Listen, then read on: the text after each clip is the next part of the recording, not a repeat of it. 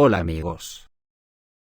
Parece que Alemania ya no quiere el gas ruso, digo yo, porque resulta que es el más necesitado del suministro de gas, y ahora el canciller alemán ha dicho que no se levantará ni una sola sanción en caso de una paz dictada por Rusia en Ucrania. ¿Será por alguna cuenta pendiente del pasado? ¿Quién sabe? Con esa frase lapidaria, da la impresión que en caso de que Ucrania y Rusia llegaran a un acuerdo de paz para parar la guerra, los términos tendría que imponerlos Alemania. Acojonante. El canciller de Alemania, Olaf Scholz, afirmó este domingo en un artículo escrito para el diario Frankfurter Allgemeine Zeitung, que descarta la posibilidad de levantar las sanciones contra Rusia si se logra llegar a un acuerdo de paz con Ucrania bajo las condiciones de Moscú. Debe quedar claro para el presidente ruso Vladimir Putin, que no se levantará ni una sola sanción en caso de paz dictatorial rusa, señaló el mandatario, también citado por el canal ZDF. En este sentido, subrayó que las restricciones antirrusas no solo demuestran la solidaridad de la Unión Europea con una Ucrania amenazada en su propia existencia, sino que también sirven como una medida de protección para el bloque comunitario. Si no contrarrestamos la agresión de Putin ahora, podría continuar, sostuvo Scholz, al indicar que la OTAN ya no excluye la posibilidad de un eventual ataque ruso contra el territorio de la alianza militar. Dejar que Putin se salga con las suyas significaría que se permita a la fuerza infringir la ley sin apenas consecuencias.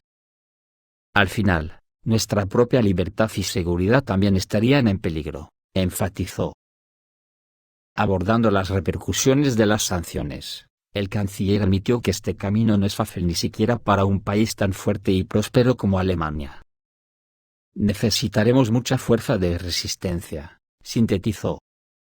En esta misma línea, aludió a los desafíos en la economía global, como las perturbaciones en las cadenas de suministro, la escasez de materias primas, y la incertidumbre que reina en los mercados energéticos debido al conflicto en Ucrania, lo que en conjunto eleva los precios a nivel mundial.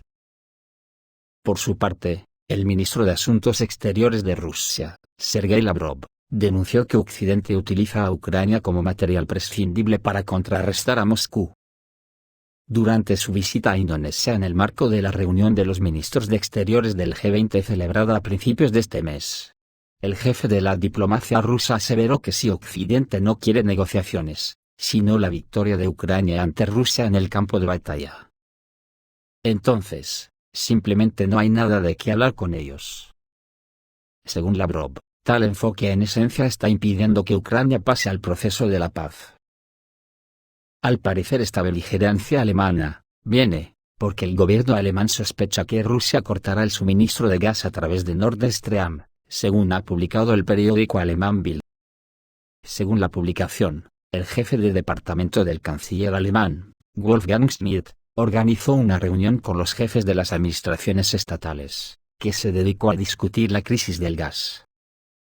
En él, Schmidt habló sobre los temores de las autoridades federales sobre el hecho de que Rusia no reanudará por completo el suministro de gas después de la reparación del gasoducto. El flujo de gas a Alemania a través de Nord Stream se ha reducido al 40% de la capacidad del gasoducto por la reparación de una turbina. Berlín tuvo que empezar a extraer gas de las instalaciones de almacenamiento. Además, los expertos señalaron que el país corre el riesgo de no abastecerse para el invierno. Alemania se dirigió a Canadá con una solicitud para devolver la turbina a la empresa rusa. El 10 de julio, Reuters informó que Ottawa devolvería la turbina reparada a petición de Alemania, a pesar de las sanciones contra Rusia. El primer ministro canadiense, Justin Trudeau, dijo el 13 de julio que la decisión de entregar la turbina fue difícil. Parece que una carta que declara su liberación legal de las obligaciones de suministro desde el 14 de junio, está en preparación para la acción definitiva el 22 de julio. Pero que por alguna causa de fuerza mayor, es probable que las operaciones del oleoducto permanezcan suspendidas más allá de la fecha designada de reinicio programado. Mientras tanto, la Agencia Internacional de Energía, con sede en París, aún se encuentra en medio de esta crisis de alerta roja para Europa, extrañamente enfocada en responder a la emergencia de una manera coherente con las ambiciones climáticas de la Unión Europea. por lo que países como Alemania y otros países europeos se enfrentan a que las poblaciones están a punto de entrar claramente en un invierno extremadamente difícil. El mundo está experimentando la primera crisis energética verdaderamente global de la historia. Y como la Agencia Internacional de la Energía ha estado advirtiendo durante muchos meses, la situación es especialmente peligrosa en Europa, que se encuentra en el epicentro de la turbulencia del mercado energético. La crisis del gas en Europa se ha estado gestando durante un tiempo, y el papel de Rusia en ella ha sido claro desde el principio. En septiembre de 2021, 5 meses antes de la invasión rusa de Ucrania, la Agencia Internacional de Energía señaló que Rusia estaba impidiendo que una cantidad significativa de gas llegara a Europa. Volvimos a dar la alarma en enero, al mismo tiempo que aumentaban las tensiones sobre Ucrania, dijeron en la Agencia Internacional de Energía. Los esfuerzos de las delegaciones de la Unión Europea para buscar otros mercados alternativos al ruso se están topando con una cruel realidad, de que cada vez más estados independientes declaran su intención de unirse a los BRICS. Por ejemplo, el embajador de Nigeria en Rusia, Abdullah Iseu, no descartó la entrada del país en la organización. Según él, tal escenario es bastante probable. Destacó que cuando comiencen las negociaciones sobre este tema, Nigeria sopesará todas las ventajas de unirse al bloque. El embajador hizo tal declaración luego de que Irán solicitara la membresía en los BRICS en junio, y el presidente de Argentina expresó el deseo de ver a su país en la organización. Como señaló Anton Brerekin, politólogo y editor en jefe de la revista científica Archon, en una entrevista, hoy los BRICS se están convirtiendo en una organización que expresa puntos de vista alternativos sobre el futuro orden mundial y el desarrollo global. Según el experto, en el futuro el bloque puede reemplazar a las principales organizaciones mundiales, que hoy no pueden hacer frente a las tareas que les han sido asignadas. Los BRICS pueden reemplazar al G20, ya que a largo plazo muchos países de Asia, África y América Latina pueden unirse a sus filas. En consecuencia, veremos un nuevo modelo de organización de la comunidad mundial, que ayudará a resolver problemas que las Naciones Unidas, la UNESCO, y similares no pueden resolver. Estas organizaciones ya no tienen sentido, por lo que es hora de revisar el formato y crear una nueva plataforma para el diálogo, dijo Anton Brerekin.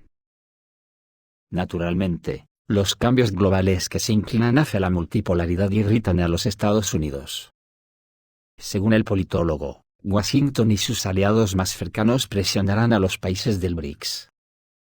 Al mismo tiempo, el propio Occidente percibirá al bloque como una de las principales amenazas a su influencia mundial, ya que algunos partidarios estadounidenses pueden cambiar su posición en relación con los BRICS.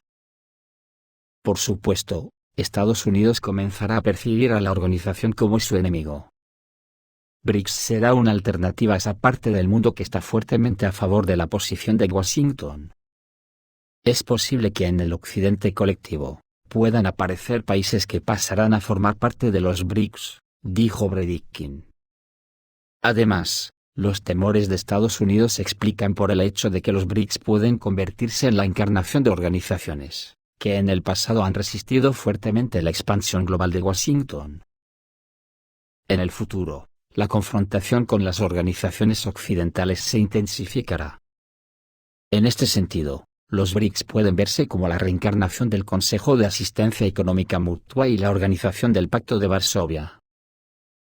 En cuanto a la guerra de Ucrania, se ha dado un movimiento significativo. Los residentes de Bielorrusia informan que durante la semana pasada se registró una actividad anormalmente alta de la aviación de las fuerzas aeroespaciales rusas en el territorio del país. Según los datos presentados, del 9 al 16 de julio se registraron al menos 15 llegadas de aviones de transporte militar rusos.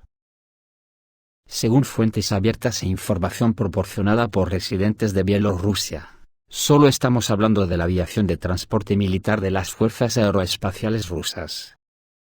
Durante la semana, se registraron en Bielorrusia 10 llegadas de aviones Il-76, 2 llegadas de aviones An-22 y 3 llegadas de aviones An-124.